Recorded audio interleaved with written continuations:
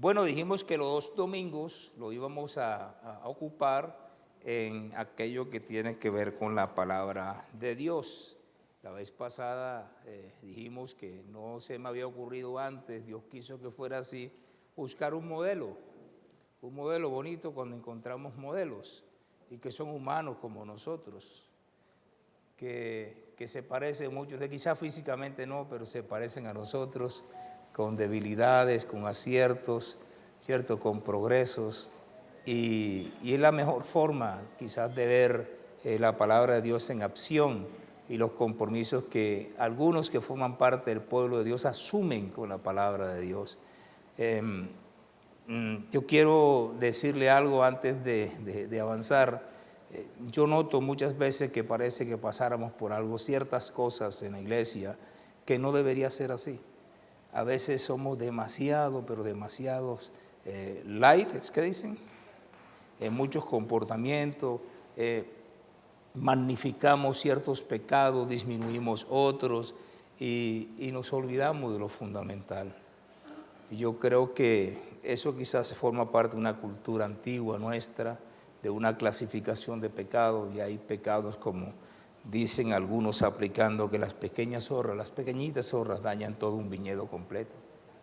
Y creo que retomar la Biblia en el accionar diario es muy importante y enseñarnos que no podemos minimizar la Escritura, que no podemos disminuirla donde ella nos pide disminuir, sino que toda es la palabra de Dios, que Dios demanda.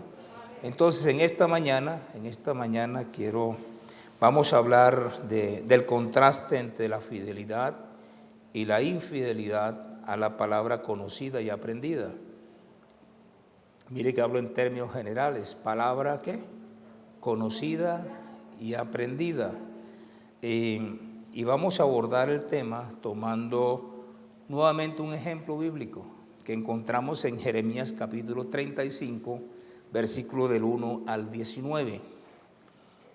¿De qué vamos a hablar? Contraste entre la palabra ¿qué? Conocida y aprendida, en el tema de la fidelidad e infidelidad a esa palabra conocida y aprendida. Ejemplo de fidelidad a la palabra conocida y aprendida. Jeremías capítulo 35, versículo del 1 al 11. Primer ejemplo de fidelidad, no olvides fidelidad, confiabilidad a la palabra conocida y aprendida. Dice así: palabra de Jehová que vino a Jeremías en días de Joacim, hijo de Josías, rey de Judá, diciendo: ve a casa de los recabitas y habla con ellos, e introdúcelos en la casa de Jehová, en uno de los aposentos, y dales a beber vino. Tomé entonces a Azanías, hijo de Jeremías, no el profeta, hijo de Abasinías, ¿qué más? Y a sus hermanos, y a todos sus hijos, y a toda la familia de los recabitas. Diga, toda. Y los llevé a la casa de Jehová, al aposento de los hijos de Hanán, hijo de Igdalías, varón de Dios, el cual estaba junto al aposento de los príncipes que estaban sobre el aposento de Maasías. ¿Hijo de qué? Guarda de la puerta. Y puse delante de los hijos de la familia de los recabitas tazas y copas llenas de vino. Y le dije: bebed vino. Mas ellos dijeron: no beberemos vino, porque Jonadab, hijo de Recab, nuestro padre, nos ordenó diciendo: no beberéis jamás vino vosotros ni vuestros hijos, ni edificaréis casa, ni sembraréis sementera, ni plantaréis viña, ni la retendréis, sino que moraréis en tienda todos vuestros días, diga todos, para que viváis, hay un propósito, para que viváis muchos días sobre la faz de la tierra donde vosotros habitáis. Y nosotros hemos ¿qué?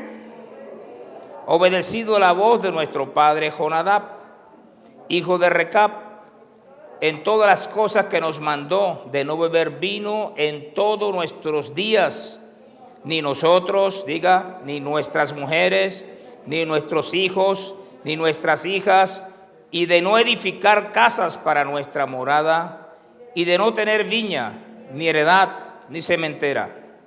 Moramos, pues, en tiendas, y hemos obedecido y hecho conforme a todas las cosas que nos mandó Jonadab, nuestro padre.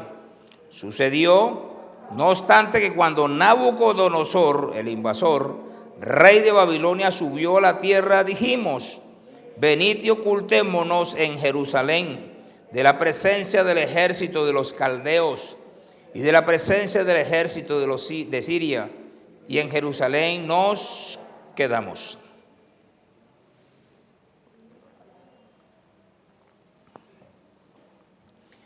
A veces la sola lectura de la Biblia nos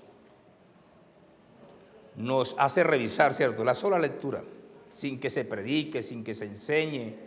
Hay unos pasajes que son tan sencillos que de suyo ya hablan, que para muchos quizás hasta nos confronta como hijos y de ciertas realidades con nuestros padres, y no lo pasamos por alto. De pronto solamente nos pegamos ahí. ¿Cómo fue mi relación con mi papá? ¿Cómo fue mi relación con mi mamá? ¿Qué de las amonestaciones que hicieron? ¿Qué si lo hubiera escuchado? O cómo me va bien porque los escuché. ¿Cómo me evitaron sus consejos tantos problemas en la vida? Quizás solamente eso, en una forma muy coloquial, nos ayuda. Después del ejemplo de la infidelidad tan flagrante que ha expuesto el profeta en el capítulo 34, porque en el capítulo 34, o sea, el contexto anterior, esto no lo podemos desconectar. Dios había demandado a Sedequías el rey y a todo el pueblo liberar a los esclavos hebreos. O sea, ellos habían sometido a su propio pueblo y lo tenían en esclavitud. Y Dios, dentro de tantos mensajes, les hace un llamado de atención a través del profeta. Y entonces luego de eso, de esa desobediencia, porque la hubo, de esa infidelidad a la palabra enseñada por medio del profeta Jeremías, entonces Dios viene y echa mano, llamando a una familia, la familia de los recabitas, y a invitarles a la casa de Dios. El profeta Jeremías es de los profetas que vivieron momentos muy difíciles y ha estado acusando al pueblo hasta el capítulo 34, ha venido acusando a través de un mensaje de parte de Dios porque el pueblo había sido infiel. Y le cuente que ese llamado profético fue tan difícil que desde el punto de vista humano parece que hubiera sido improductivo, porque así evalúa el ser humano por algunos resultados vanos y unas normas que no están en el reino de los cielos, y para otros podía ser así. Y este capítulo entonces trata sobre el mismo tema, es el tema de la infidelidad, es el tema de la desobediencia. Y entonces lo que hace Dios, que toma un ejemplo práctico, bueno, ya vengo hablando, eso hace Dios. Hombre, vengo hablando, llamándole la atención, mire las puertas, ahí está Nabucodonosor, ahí están los sirios, ahí está, y mire, viene la devastación de la tierra, y por lo menos a ver si cambian de actitud. Pero como no escucharon, entonces Dios toma un ejemplo práctico. Eso es lo que hace Dios, una ilustración. Entonces para poder entonces explicarle con más detalle, le quedaba fijo en la mente lo que él había demandado a ellos y a unos paragones. Entonces los recabitas son tomados como modelo. Era una gran realidad, no es una fábula, no es una historia, no es una leyenda, es una realidad. Esto aconteció, esto pasó, y entonces los toma como un ejemplo, modelo de moralidad y de fidelidad. Ese es el modelo.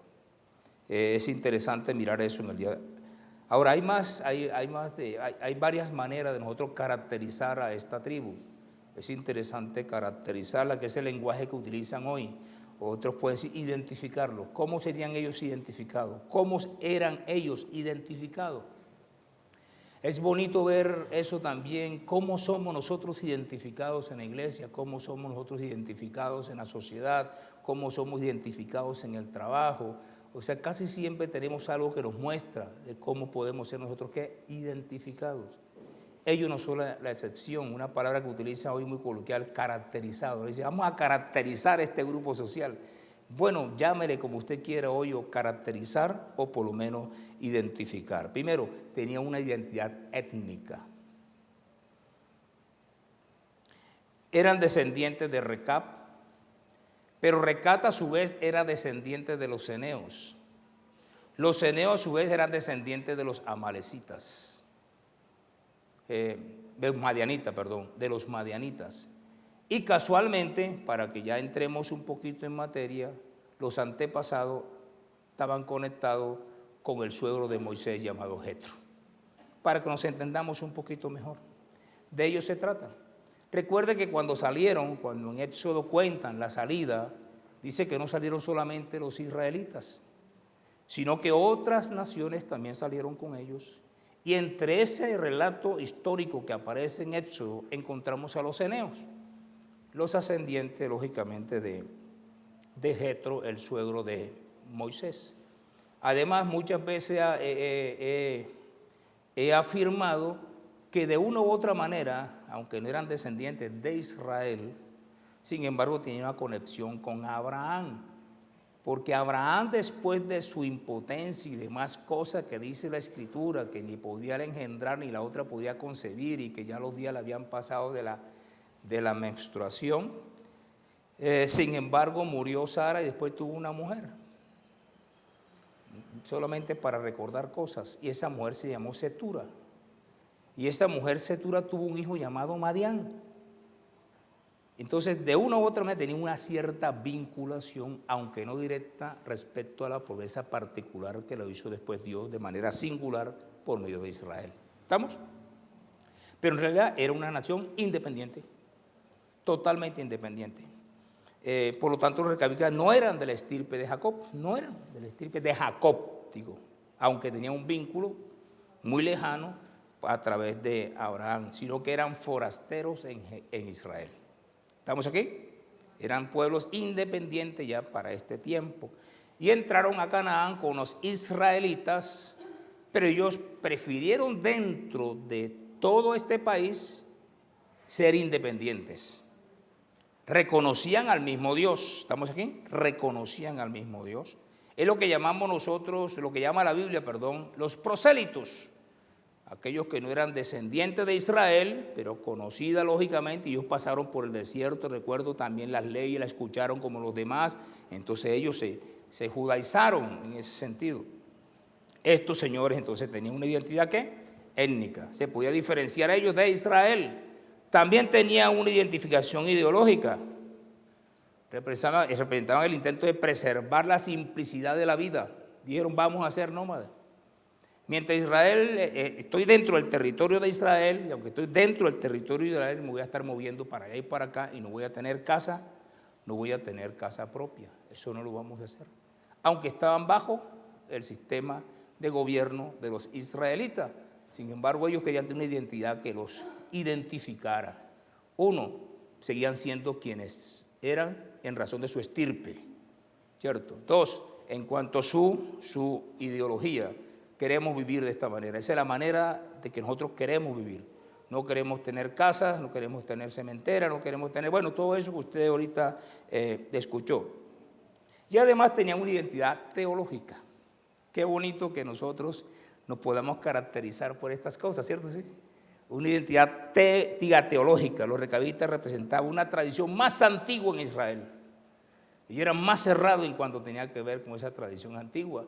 Y entonces era, montico, nosotros no, aquí no vamos nosotros a participar de los cultivos, porque al final nunca se olvide que había el dios de los paganos, entre esos Baal era el dios de la fertilidad. Y algunos estudiosos dicen que casualmente dentro de eso había un ofrecimiento de cereales y cosas, y vegetales y demás, en esas porque la verdad es unas orgías sexuales en torno a la adoración y parece que Josadac como que miró esa situación y dijo, no, nosotros mejor teológicamente nos mantenemos de esta manera. No nada que tenga que ver con aquello, porque nos llevará de pronto a la adoración a través al Dios de la fertilidad, por medio de estos medios, y eso vamos a renunciar. Luego de eso dice la Escritura, ahora sí vamos al texto, dice la Escritura que Josadac, que no era el pater familia, o sea, el pater familia era Recab, dice que Josadac un día tomó una decisión, y una decisión que le transmitió a la generación en su tiempo. Y les dijo, mire, es un consejo que le voy a dar como padre. Y como padre, y qué bonito, les voy a decir, mire, por favor, no vayan a tomar vino. No vayan a sembrar, ¿cierto? No vayan a cultivar, vivan en tienda. Fue el padre. Como nosotros hemos recibido tantos mandamientos de nuestros padres.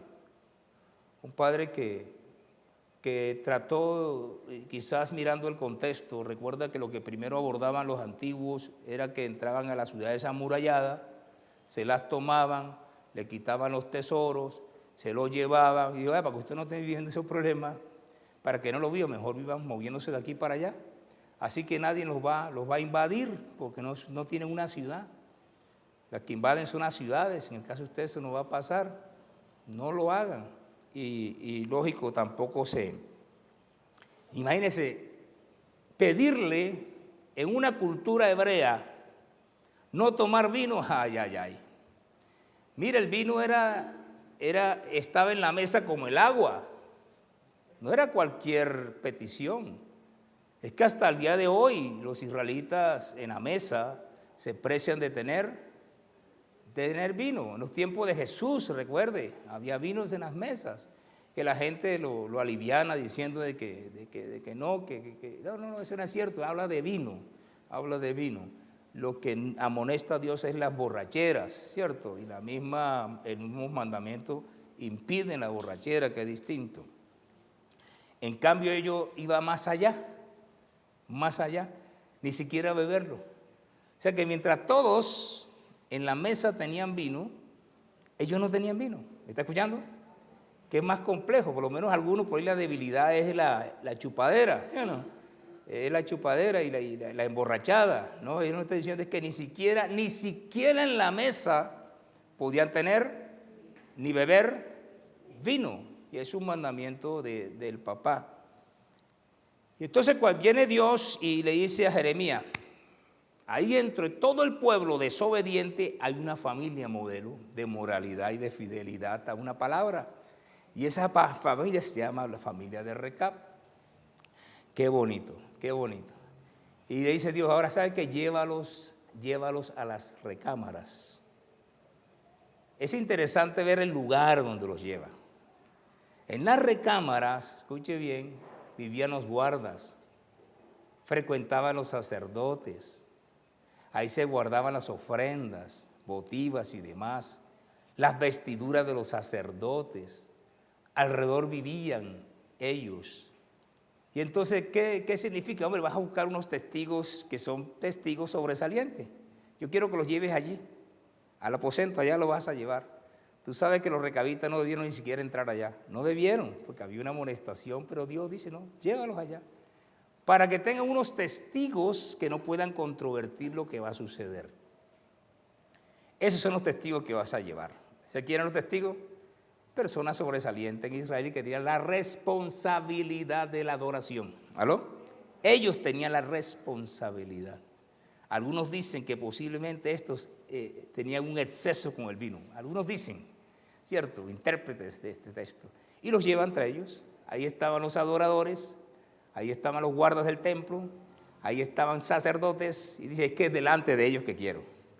No de otras personas, sino de los principales. Ellos van a ser testigos de lo que va a pasar. Y cuando llegue, imagínate, reunido todo ese séquito sobresaliente, esa casta sacerdotal y levitas y demás, entonces ahora sí le dice a los levitas, ¿sabe qué? Bueno, tomen vino. Aquí está, le llevó jarras, ¿cierto? Dice que jarras y copas. Así que había vino hasta para reventar. Me imagino que después que no se lo tomaron ellos, se lo tomaron los sacerdotes. Bueno, pero había vino ahí, y ellos comenzaron, bueno, ahora sí, ¿qué? ¿Debes beber? Y dicen ellos, no beberemos. A veces hay un público que nos puede obligar a hacer cosas que no queremos. A veces la presencia de personas importantes nos pueden llevar a seducir que hagamos cosas que no debemos hacer. Sacerdote y profeta, imagínense, y que da la orden es el profeta, tipo reconocido dentro de todo el reino de Judá. A veces hay personas que por la intimidación de la presencia de personas sobresalientes doblegan sus compromisos. Y cualquiera podía pensar que ellos de pronto, en virtud de las personas presentes, la importancia que tenían, podían hacer una excepción. Pero te voy a decir, Dios sabía y tenía la seguridad que ellos no lo harían. Qué bonito que Dios tenga la seguridad que estemos en ciertos lugares que aunque nos ofrezcan lo que quieran ofrecer, nosotros vamos a decir, no lo vamos a hacer. Bonito eso, ¿cierto? Bonito. Eso es hermoso, ¿sí o no? Que Dios tenga la confianza. Tenga la confianza, pero no fue así con Israel. Tenía la confianza en los recabitas. Y Dios sabía que aunque las autoridades estuvieran presentes, aunque sea posible seducirlos, sin embargo ellos nunca lo harían. ¿Estamos aquí? Bonito eso, ¿cierto? Que Dios tenga la seguridad que en cualquier escenario que nos encontremos hay cosas que nosotros no vamos a hacer. Y le dijeron no. Y entonces le dieron razones. Es que tenemos un mandamiento. Es que nuestro papá nos dijo. ¿Y sabes cuántos años transcurrió en el momento en que Josadac dio este mandamiento a la familia? Habían transcurrido más de 200 años. No era un día. No fue que el mandamiento se lo dieron la semana anterior y estaban todavía en el furor de la obediencia y ahora sí vamos a obedecer. Y claro, ayer nos dijo Josadac, no, 200 años. Dice que más de 200 años había dado el mandamiento. Y ellos dijeron, él dijo así: varones no, mujeres no, hijas no, hijos no, y hemos cumplido. Yo creo que es bueno hacer una pequeña como confrontación. ¿Qué han dicho nuestros padres que nosotros hayamos o no obedecido? Bonito, ¿no? Mire que Dios está pendiente de los detalles de la familia. Mire que Dios observa el comportamiento de nosotros de la familia. Mire que Dios observa qué sale de la boca de un papá y una mamá y cómo reaccionan los hijos. Y cómo se comprometen los hijos y sacar adelante, ¿cierto?, una recomendación o una amonestación o un mandamiento de los padres. Para que vea que Dios observa. No olvide, Dios observa. Dios sabe qué sale de su boca. Dios sabe qué habla usted cuando se sienta el domingo después que termina el culto. Dios sabe, todo eso lo sabe Dios. Y parece que Dios lleva como un registro. ¿Habían pasado cuántos años? 200 años. Dios llevaba un registro generacional del comportamiento de una familia. Dios le hizo seguimiento. No solamente tenía conocimiento por ser omnisciente. No fue él el que mandó. Mandó fue un papá. Y le hizo todo el recorrido hasta ese día. En el día donde ya estaba declinando, ya Israel había sido devastado, estaba en turno ahora el reino de Judá, el reino del sur. Y entonces ellos dijeron, no vamos, porque Él lo mandó y nosotros obedecimos. ¿Cuántas veces mandaron tus papás y tú obedeciste? ¿Cuántas veces mandó mamá y tú obedeciste? Y hasta el día de hoy sigues obedeciendo. ¿Estamos acá? ¿Sí estamos aquí? Y entonces dice, ahora, ¿cuál es la importancia de este texto? La importancia de este texto no está en el mandamiento. La importancia en este texto está en la obediencia de los hijos. Eso es lo que está resaltando Dios. Dios no está magnificando el mandamiento, porque en realidad no era un mandamiento que digamos, pues cierto. No, inclusive ni siquiera la ley lo contemplaba como tal. ¿Estamos acá? Pero Dios está magnificando y resaltando la obediencia de la descendencia de Recab. Ahí está el centro, la fidelidad a un mandamiento, la fidelidad y la obediencia a una palabra que había salido de parte de un antepasado, y han pasado 200 años y seguían todavía ellos firmes en esa decisión. Cuando escuchamos nosotros un mandato, cuando escuchamos nosotros una orden, quien toma la decisión somos nosotros.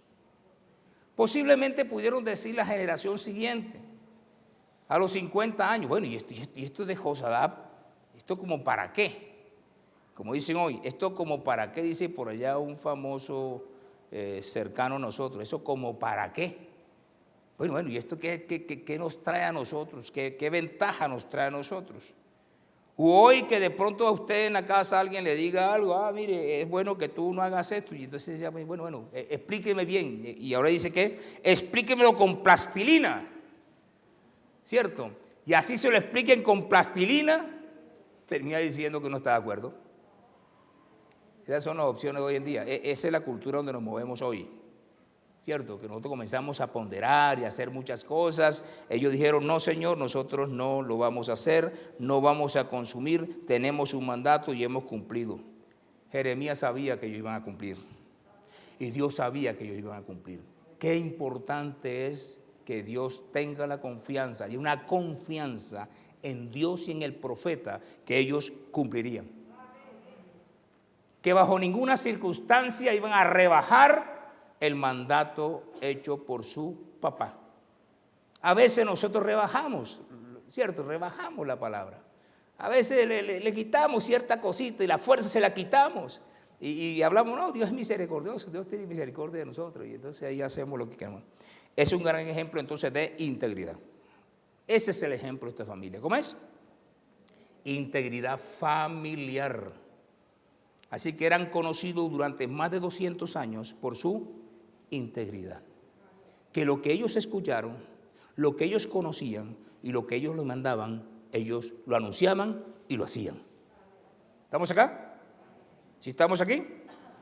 Acordar y respetar los acuerdos familiares. Eso es vivir por principios. La pregunta es, ¿hay algunos acuerdos en tu familia? ¿Hay acuerdos en tu familia que se están respetando hasta el día de hoy? ¿O hay acuerdos en la familia que al día de hoy ya los pasaron por alto y ya los olvidaron? Pues quiero decirte, ellos no lo hicieron así. Vivir por la palabra oída, vivir por la palabra conocida y aprendida. Ellos decidieron vivir por lo que sabían y por lo que conocían. Y eso le dio una honra delante de Dios. ¿Estamos aquí? Una honra delante de Dios. Fidelidad. El segundo ejemplo es el ejemplo de la infidelidad a la palabra conocida y aprendida. O somos fieles o somos infieles. Aquí nada está por la mitad. Jeremías del 12 al 19, menos versículos. Dice así, otra vez, vino palabra de Jehová a Jeremías. Ya se acabó la primera reunión familiar.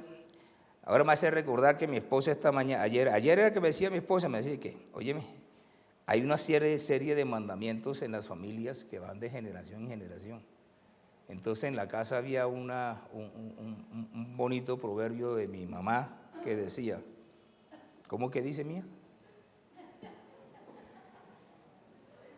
Ver y no tocar se llama respetar, ¿cierto? Y entonces estábamos haciendo nosotros el recorrido. ¿Y de dónde partía el recorrido? Usted sabe que ahora casualmente las tortas del día domingo, entonces los dos nietecitos, entonces el uno quería meterle el dedo a la torta. Y el mayorcito entonces le dijo, repita conmigo, ¿cómo es? Ver se llama respetar. ¿Sabe cuánto vamos nosotros con ese proverbio en clase? Llevamos 4 generaciones. Mi mamá, estoy yo, pasó el papá Y al papá sí que se lo repetía a su abuela. Mane. Y ahora están los nietos. ¿Estamos aquí? Y vea, ya se lo aprendió. Ya lo tiene aquí fijo en la mente. O sea, ver y qué. Y no tocar se llama respetar. Hay cosas que no debemos, si no nos dan permiso, tomarla. Pero es bonito, ya van aprendiendo. Dice así. Vino palabra de Jehová a Jeremías diciendo, así ha dicho Jehová de los ejércitos, Dios de Israel. ¿Qué dijo ahora? Otra vez, ve. Ve y di a los varones de Judá y a los moradores de Jerusalén, ¿no aprenderéis a obedecer mis palabras? ¿Qué más? Dice Jehová, fue firme la palabra de Jonadab, hijo de Recab, el cual mandó a sus hijos que no bebiesen vino, y no lo han bebido hasta hoy. Escuché. ¿Por qué razón? Por obedecer al mandamiento de su padre. Y yo, ahora vamos yo, o sea, él como papá, y yo, que los engendré, y yo os he hablado a vosotros desde temprano y sin cesar. Siga. Y no me habéis oído lo que llama hoy que tocando campanas. Todo el tiempo Dios tocando. Y envié a vosotros todos mis siervos los profetas desde temprano y sin cesar para deciros que conviértase, hombre. Volveos ahora cada uno de vuestro mal camino y enmendad vuestras obras y no vayáis tras dioses ajenos para servirles. Y una promesa. Allá hubo una promesa de parte del papá. Claro, una promesa. Les va a ir bien, ¿cierto? Y ahora, ¿qué dice aquí? Y yo también le estoy diciendo a ustedes. ¿Qué dice ahí? Viviréis en la tierra que di a vosotros y a vuestros padres, ¿más qué? Mas no inclinaste vuestro oído ni me oísteis. Por eso el mensaje es oír, aprender, ¿cierto? Y aplicar. ¿Qué más? Ciertamente los hijos de Arad, hijo de Recab, tuvieron por firme el mandamiento que le dio su padre, pero este pueblo no me ha obedecido. Por tanto, así ha dicho Jehová, Dios de los ejércitos, Dios de Israel. He aquí traeré yo sobre Judá y sobre todos los moradores de Jerusalén todo el mal que contra ellos he hablado, porque les hablé y no oyeron. ¿Qué más? Los llamé y no han respondido. ¿Qué más?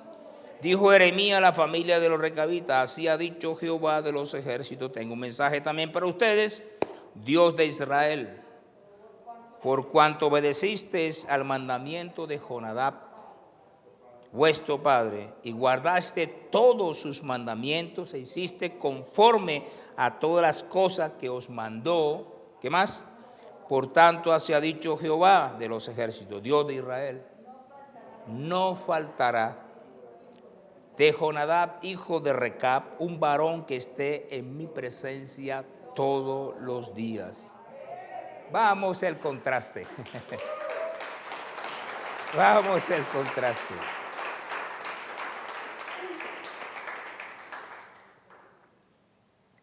Vamos al contraste. Diferente a la obediencia de los recabitas, quienes recibieron un mandamiento de su padre, mandamiento poco popular, porque cuando yo veo el mandamiento, no obstante se mantuvieron ¿qué? Fieles a lo largo del tiempo, 200 años. ¿Estamos acá? Fieles. Encontramos ahora el reproche de Dios, ¿a quién? A su pueblo. También ellos recibieron mandamientos. Los recibieron en Sinaí. Ahí recibieron mandamientos. Ahí recibieron una norma de comportamiento. Ahí recibieron una forma de cómo relacionarse con Dios. Ahí conocieron qué comportamiento social no estaba bien, qué comportamiento moral no estaba bien, qué comportamiento espiritual no estaba bien. Ellos lo aprendieron. Ellos lo habían ¿qué? Oído. Ellos lo habían aprendido tanto que dicen que hasta hoy los israelitas todavía recitan. Dice que recitan. Que recitan las normas de Dios. Hasta hoy, imagínate. que desde que el muchachito ya tiene uso de razón comienzan a enseñarle sobre la Torah. Así que no necesita ir a la escuela. Ya la enseñanza es en la casa, el aprendizaje es en la casa. Estos forman parte de esa escuela. Dios era el maestro de ellos. Vamos, había unas normas que existían. Y está diciendo Dios, sí, recibieron mandamientos míos, recibieron mandamientos que le traían bendición. ¿Dónde encontramos eso? Deuteronomio 28, primera parte, creo que del 1 al 12, 1 al 12, 1 al 14. ¿Cierto? Porque eso es lo que está haciendo Dios. Lo que hacen los profetas en adelante es recordar otra vez lo que Dios ya había dicho. Amonestar a través de la palabra que ya estaba escrita. Eso es lo que hacen los profetas ahí para allá. Lo contextualizan, ¿cierto? Lo plantean. Ve, no solamente les di mandamientos, sino que también como Racab recibió que les iba a ir bien, a ustedes también yo les di mandamientos y les dije que les iba a ir ¿cómo? Bien. ¿Quién tomaba la decisión? El pueblo. Y la decisión que tomaron ellos, primero, no escuchar los llamados de atención de Dios. Y segundo, dice la Escritura, los llamados de Dios tampoco le prestaron atención. Dos razones esboza Dios en este texto. Uno, les hablé, ¿cierto? Los llamé y no me prestaron atención. Aquellos, sin embargo, ¿cierto? Un mandamiento sencillo. Mire, el papá le dijo y obedecieron, mas ustedes no, por largo tiempo. Y además de eso, ¿sabe qué hice? Además de eso, yo utilicé a mis siervos. O sea, todo el recorrido que hace Dios. Yo me imagino que Dios cuando habla aquí, yo me devuelvo. Y me devuelvo hasta antes de abrir el Mar Rojo. Yo me devuelvo. Cuando Dios comenzó a llamar la atención a ellos a través de Moisés. Después los 40 años en el desierto, ¿cierto? Le da las normas y todo lo demás. Y comienza. Después, el primer castigo por causa de la incredulidad, infidelidad. Y llega uno entonces hasta Josué. Cuando digo Josué, a mí me da hasta ganas de llorar cada vez que llego allá. Dijo, si ustedes siempre llevaron ahí a Molob en el camino. En el desierto lo tuvieron. Después del desierto lo tuvieron. Ustedes estaban pegados todavía como el cordón umbilical al niño, a los dioses de donde salió Abraham. Ese es Dios con este pueblo. Este es Dios. Y entonces después le dijo, hombre, si ustedes me obedecen a mí y me sirven, ahora sí, y me sirven, entonces de cierto, ¿les va a ir qué? Les va a ir bien. A pesar que Dios le ha hablado a ellos, entonces ellos nunca le prestaron atención. Entonces Dios hace el parangón. Mire, mejor mérito, ahora sí, modelos para ustedes, es una familia que durante 200 años solo escucharon un mandamiento vano, sencillo, ¿cierto? Y lo obedecieron. Y ahora ustedes que saben que yo soy el Dios de ustedes, el Padre de ustedes, tengo bendiciones para ustedes, no me escuchan. ¿Aló? Seguimos con el contraste. ¿Cómo termina el contraste? Que por un lado entonces Dios le da un reconocimiento ¿a quién? A los recabitas. Dice, no faltará un descendiente de ustedes que no esté en mi presencia, como representante de la familia. Pero en cuanto a ustedes, de seguro todo lo que yo he hablado va a acontecer. Ahora, esto no es nada nuevo. En realidad yo siempre, cuando revisé este mensaje, me di cuenta que nos encontramos en Deuteronomio 28. ¿Consecuencia de la obediencia o consecuencia de la desobediencia? No había otro. No era un nuevo mandamiento, no era un nuevo juicio. El cautiverio estaba en Deuteronomio 28. ¿Estamos aquí? Entonces, ¿quién toma la decisión hoy? Vamos, nosotros, que conocemos la palabra de Dios. ¿Quién toma la decisión de poder asumir el rol de obedecer la palabra de Dios? Nosotros. Y de seguro nos va a ir bien. A ellos le fue mal. Dígale que está a su lado, yo no quiero que me vaya mal. Yo no quiero que me vaya mal. Yo soy de aquel que conozco, escucho la palabra, ¿cierto? Aprendo la palabra, vivo la palabra, porque me irá bien todos los días que me encuentre en este mundo para la gloria de Dios. Póngase en pie, el tiempo es corto. Había mucho más por decir, pero no podemos decir más. Póngase en pie, por favor. Les voy a decir, el Dios de Israel siempre quiso que Israel le fuera. El Dios de Israel siempre quiso que el pueblo de él prosperara en todo.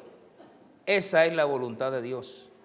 Y cada vez que leamos la Biblia tenemos que leerla con esos ángulos. Dios siempre quiere que nos vaya bien, pero Dios espera que nosotros también nos enmarquemos dentro de la fidelidad a Él y a su palabra. Levanta tus manos al cielo y dile: gracias, Señor, te damos en esta hora. Precioso y maravilloso Dios, gracias por esta mañana.